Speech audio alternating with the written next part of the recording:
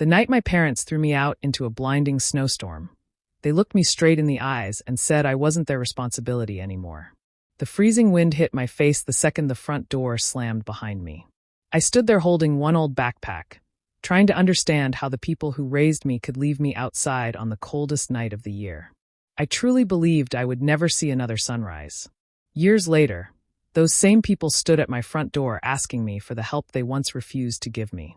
Before I tell you how everything came full circle, stick with me while I share my story, and if it touches you, don't forget to support our channel by hitting that subscribe button, dropping a like, and sharing it with the people you care about. My name is Brenna Whitlock.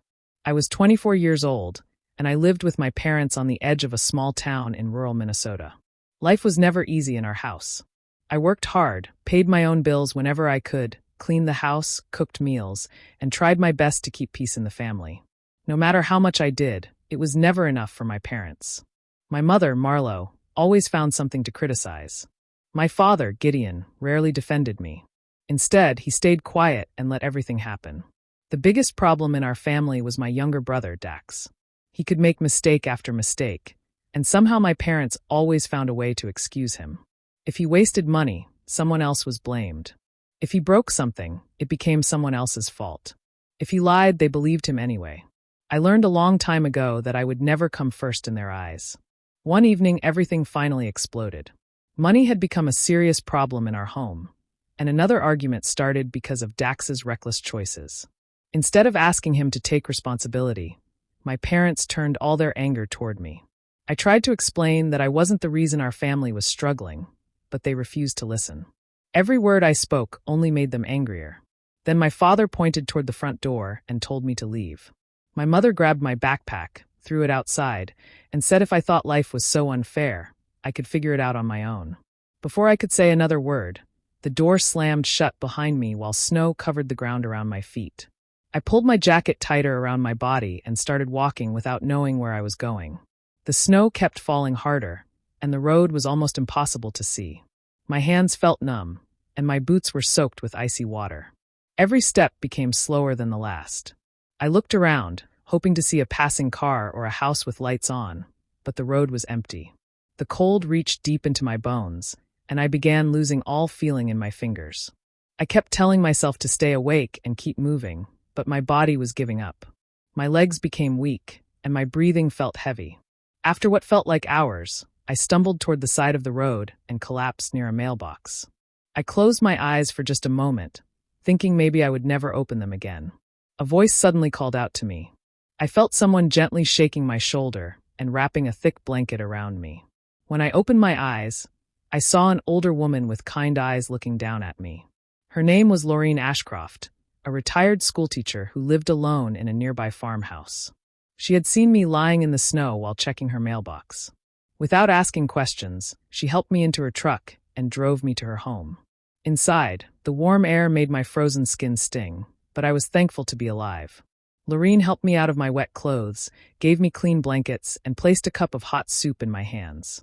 She didn't pressure me to explain anything. She simply told me I was safe and could rest as long as I needed. That kindness broke something inside me. I had spent so long trying to earn love from people who never wanted to give it, and here was a complete stranger treating me with more care than my own family ever had. I stayed in bed for 2 days while my strength slowly returned. Laureen checked on me often, made warm meals, and spoke to me with patience and respect.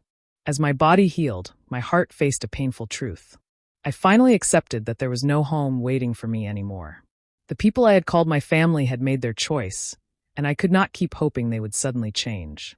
That realization hurt more than the cold ever could. On the third morning, I looked out the window at the snow-covered fields and made a quiet promise to myself. I would never go back and beg for their love. If I was going to survive, I would build a new life with my own hands, no matter how difficult the road ahead might be. After I regained my strength, I knew I could not stay without helping. I asked Laureen if I could pay her back somehow, but she smiled and told me the best way to thank her was to build a better future for myself. I took those words seriously. Within a week, I started looking for work. It wasn't easy because I had very little money and no one to rely on except myself. I accepted the first job I could find, cleaning office buildings after business hours. Every evening I carried cleaning supplies from room to room, wiping desks, emptying trash cans, and mopping floors until late at night. When that shift ended, I went straight to a grocery store where I stocked shelves until early morning. The work was exhausting, but every paycheck reminded me that I was moving forward. I refused to let my past decide my future. Even with 2 jobs, I wanted an education. I enrolled in a nearby community college because I believed learning new skills could change my life. My days became a nonstop routine. I attended classes, studied whenever I found a free moment, worked through the night, and slept only a few hours before starting again. Some mornings I felt so tired that I could barely keep my eyes open, but quitting was never an option. Lorene encouraged me every step of the way. She always asked about my classes, celebrated every good grade, and reminded me that I was capable of more than I believed. She listened when I doubted myself and gave advice without judging me.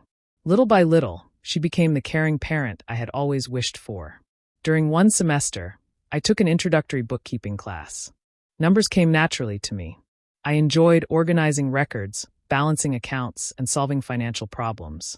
My instructor noticed how quickly I understood the work and encouraged me to take more business courses.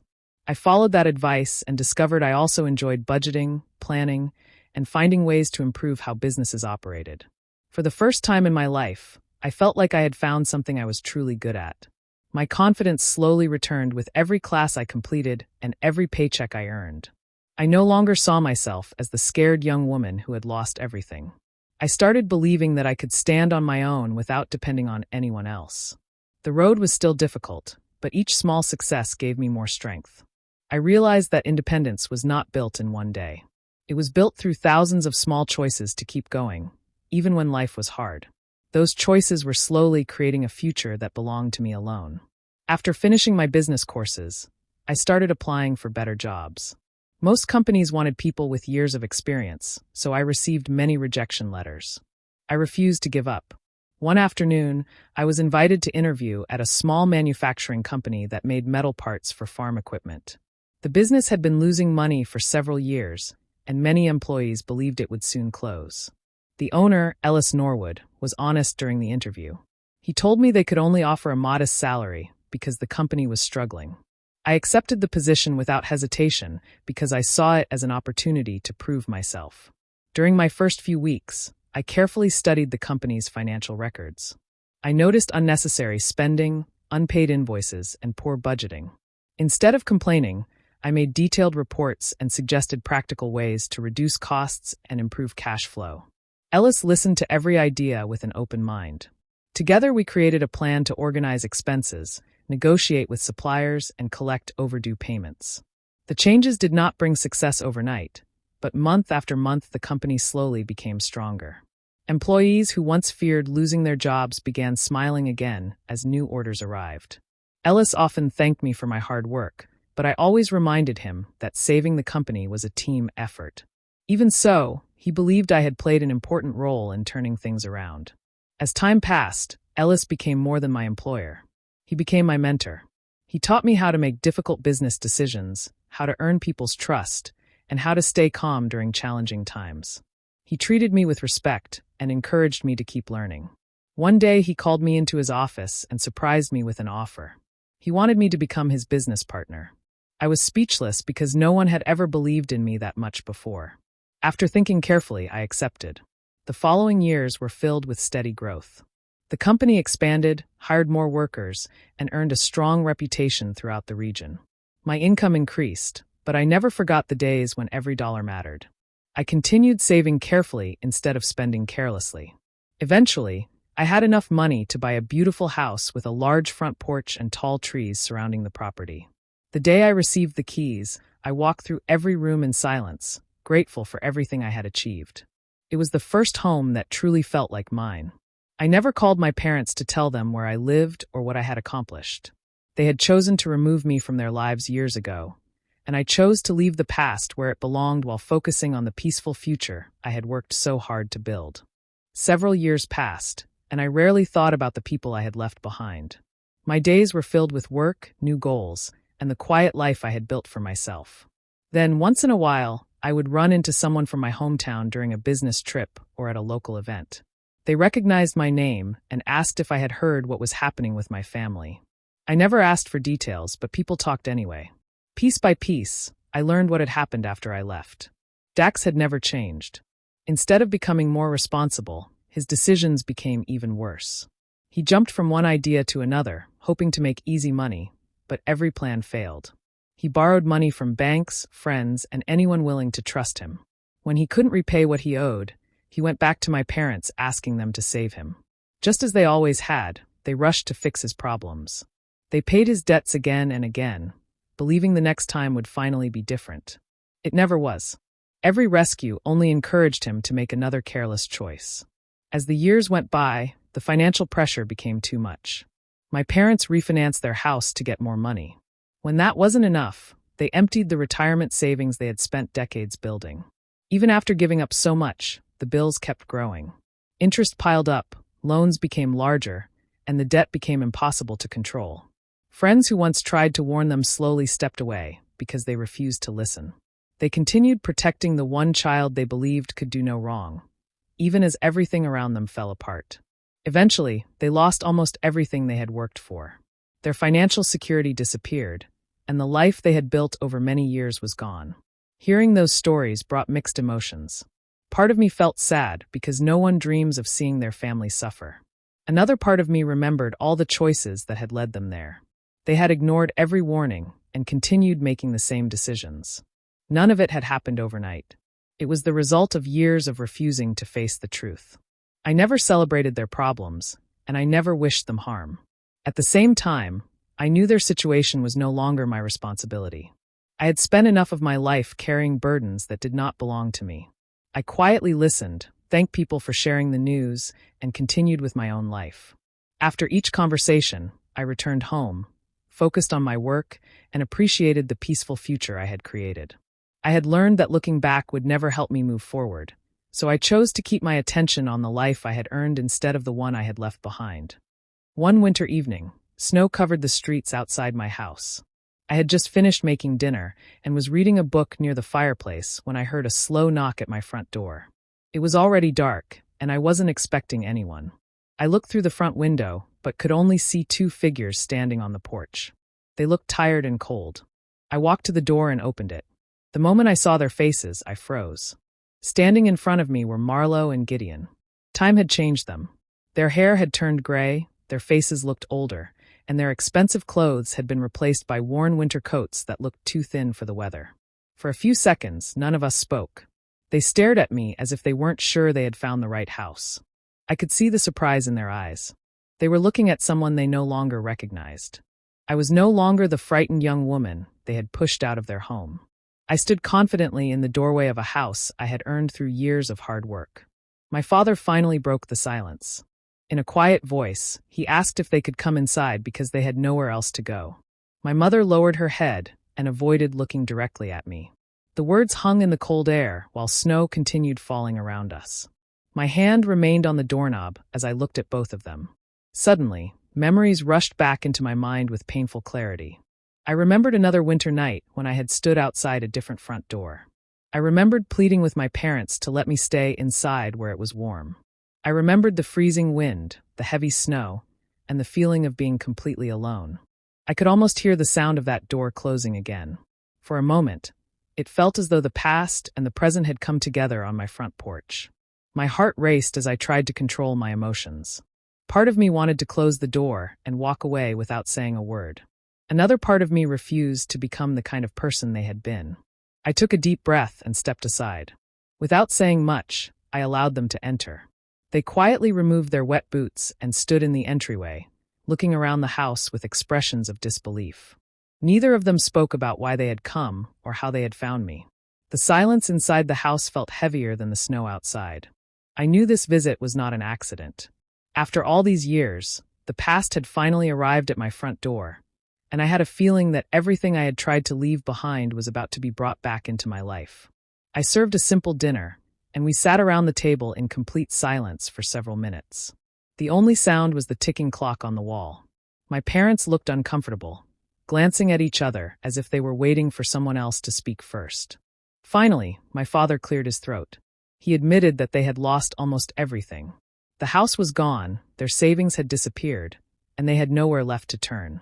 He said they needed financial help to get back on their feet. My mother quickly added that I was doing well now and could easily help them. She spoke as if the answer was obvious. Then she said something that stopped me cold. She reminded me that they had raised me and said children should take care of their parents when times became difficult. I looked at both of them for a long moment before saying a single word. My voice stayed calm, but every sentence carried years of pain. I asked them if they truly believed I owed them simply because they had given me a place to live when I was a child. I reminded them that being a parent meant more than providing food and a roof. It meant protecting your child when they needed you the most. I slowly began talking about the years they seemed to have forgotten. I reminded them how every mistake Dax made somehow became my fault. I reminded them how they defended him no matter what he did while expecting me to carry every burden without complaint. Then I spoke about the night that changed my life forever. I described standing outside in the freezing weather with only one backpack. I reminded them how I begged for another chance to come inside before the cold became too dangerous. I told them I could still remember looking at the front door, hoping it would open again. Instead, it stayed closed while I faced the worst night of my life alone. My father lowered his eyes to the table. My mother tried to interrupt, but I gently asked her to let me finish because I had listened to them for years without anyone listening to me. I explained that a stranger had shown me kindness when my own family refused. I told them that every success I had achieved came after they decided I no longer mattered. The room became completely silent again. This time neither of them argued. They did not blame Dax. They did not make excuses. They did not claim I was remembering things incorrectly. They simply sat there with regret written across their faces. For the first time since I was a little girl, they had nothing left to deny because they both knew every word I had spoken was the truth. My parents waited for my answer. I could see hope in their faces, but I also knew they expected me to forget everything because they needed something from me. I stayed calm. I did not raise my voice, and I did not insult them. There was no anger left inside me that needed to come out. I had carried that pain for too many years, and I had already learned how to let it go. I looked at them and quietly said that I would not give them money simply because we shared the same last name. Family was not just about blood. Family was about standing beside each other during the hardest moments in life. I told them that real parents do not leave their child alone on a freezing winter night. Real parents do not turn their backs when their child has nowhere to go. Those actions had consequences, and no amount of time could erase them. My mother started crying softly. My father tried to speak, but no words came out. I walked into my home office and opened a drawer where I kept important papers and community information. When I returned, I placed several printed pages on the table. They looked at me with confusion. I explained that these papers contained the addresses of emergency shelters, food assistance programs, job placement offices, and organizations that help people rebuild their lives after financial hardship. I had learned about many of these places years earlier because kind strangers had pointed me in the right direction when I had nothing. Those resources had helped me take my first steps toward a better future.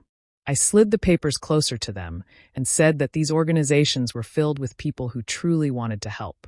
If they were willing to work hard and accept support, they could begin again just as I once had. My mother quietly asked if that was all I was willing to do. I nodded and answered honestly. I said this was the same kind of help I had received when I had been left with nothing. Nobody handed me a large amount of money. Nobody solved my problems for me. They gave me kindness, guidance, and a chance to stand on my own feet. That chance had changed my life. As they looked down at the papers, I saw understanding slowly appear on their faces. They realized I was not treating them with cruelty. I was treating them with the same level of compassion that strangers had once shown me. The difference was painful. Complete strangers had offered hope without expecting anything in return, while my own parents had once refused me even the safety of a warm home. That truth filled the room with a silence that no one could escape. For a long time, nobody spoke. My father finally looked up at me with tears in his eyes. His shoulders seemed lower than I had ever seen them. In a quiet voice, he admitted that he had failed me as a father. He said there had been many moments when he knew something was wrong, but he stayed silent because he wanted to avoid arguments at home. He confessed that every time he chose to remain quiet, he was choosing the wrong side. He said he should have protected me instead of allowing me to face everything alone. Hearing those words meant more than I expected, but they could not change the past. My mother wiped away her tears and tried to explain herself. She said life had been stressful and that she had only wanted to keep the family together. She insisted she believed helping Dax was the right thing to do because she thought he would eventually change. She admitted she had made mistakes, but she also kept searching for reasons to defend her decisions. Even now, she struggled to fully accept the damage those choices had caused. I listened without interrupting. When she finished, I calmly told both of them that understanding their reasons did not erase the pain their actions had created. Some wounds heal, but they still leave scars. I took a slow breath before saying something I had never imagined I would say. I told them I forgave them. They both looked surprised. I explained that I was not forgiving them because they deserved it. I was forgiving them because I no longer wanted to carry the weight of anger in my own heart. Holding on to bitterness would only continue hurting me. Forgiveness gave me peace, but it did not mean everything could return to the way it once was. I also told them that I could not rebuild our relationship. Too much trust had been broken, and some things could never be repaired. I wished them well and hoped they would find a way to move forward, but my life would continue on a different path. My father slowly nodded as though he had expected that answer all along. My mother cried quietly, finally realizing there was nothing left to argue about. They stood up, thanked me for allowing them into my home, and gathered their coats. I walked them to the front door. Before leaving, my father looked back one last time and softly said he was sorry. Then they stepped outside into the cold evening and walked away together. I watched until they disappeared from sight. After closing the door, I stood in the quiet house for several moments. Instead of sadness, I felt something I had not felt in many years. The heavy burden I had carried for so long was finally gone, and my heart felt lighter than ever before. A few days later, I drove to visit Lorene. She was sitting on her front porch with a warm cup of tea, smiling the moment she saw my car pull into the driveway. She welcomed me with the same kindness she had shown me from the very beginning. We spent the afternoon talking, laughing, and remembering how much life had changed over the years. I thanked her once again for opening her door to a young woman who had nowhere else to go. She smiled and told me she had only done what any caring person should do. I gently shook my head because I knew that was not true. Many people had the chance to help me, but she was the one who actually did. Without her, my story might have ended very differently. As I drove home that evening, I kept thinking about the people who had helped me along the way. None of them shared my last name, yet they had given me hope when I needed it most. They believed in me before I believed in myself. Their kindness had changed the direction of my life forever. That thought inspired me to do something meaningful. I met with my lawyer and financial advisor to create a scholarship for young adults who wanted to continue their education after being abandoned by their families. I also started an emergency housing fund that would provide safe temporary shelter during the winter for anyone facing the same kind of situation I once faced. I wanted others to receive the chance that had been given to me. Every year, I met some of the students and young people who benefited from those programs. Their determination reminded me of the person I had once been. Watching them build better futures became one of the greatest joys of my life. Looking back, I finally understood something important. My greatest revenge had never been making my parents suffer or watching them lose everything. Real victory came from refusing to let their choices define my future. I built a peaceful life filled with honest work, caring people, and a purpose that brought hope to others. No one could ever take that away from me. The pain that once controlled my life had become the reason someone else could find a new beginning. If there is one lesson I hope you remember from my story, it is this. Family is not defined only by blood or by the people you are born to. Real family is made of the people who stand beside you when life becomes difficult, who protect you when you are weak, and who believe in you when everyone else walks away. Love, loyalty, and actions will always mean more than shared names. Thank you for listening to my story, and I truly hope it reminds you to value the people who choose to love you every single day.